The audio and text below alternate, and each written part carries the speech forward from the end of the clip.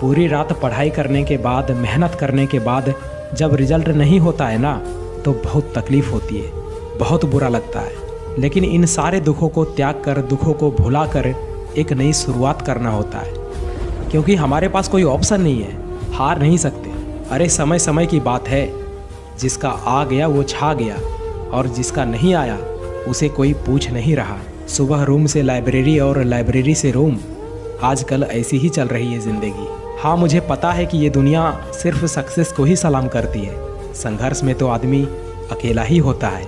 इसीलिए तो जी जान से मेहनत कर रहा हूँ, अकेले ही सही, लेकिन अपनी परिस्थितियों से, अपनी कमज़ोरियों से लड़ रहा हूँ। किसी ने कहा था कि तुमसे नहीं होगा, बस इसी बात को तो पलटना है, क्योंकि जब कोई बात दिल पर लग जाती है ना, तो कामयाब होना ज़रूरी बन जाता है। और मैं कैसे हार जाऊँ इन तकलीफ़ों के आगे। मेरी तरक्की की आस में मेरे माँ बाप बैठे हैं, गलतियाँ भी होंगी, गलत समझा भी जाएगा, ये ज़िंदगी है जनाब, तारीफ़ें भी होंगी और कोसा भी जाएगा। जागते रहना, पढ़ते रहना, क्योंकि पिता की फ़िक्र को फ़क्र में बदलना है तुम्हें। इसलिए हार को भी सहना सीखिए, क्योंकि हर रास्ते पर जीत लिखी नहीं होती।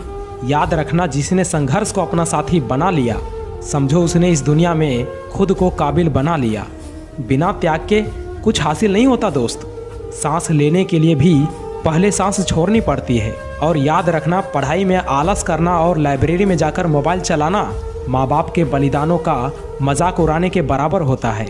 इसलिए पढ़ाई कर रहे हो तो केवल पढ़ाई करो, हर चीज़ को साइड कर दो जो तुम्हें तुम्हारी मंजिल तक जाने से रोक रही हो। याद रखना, सफलता का पहला कदम हमेशा मुश्किल ही होता है। अगर सफलता इतनी आसान होती तो आज हर व्यक्ति सफल होता। इसलिए जाओ और मेहनत करो।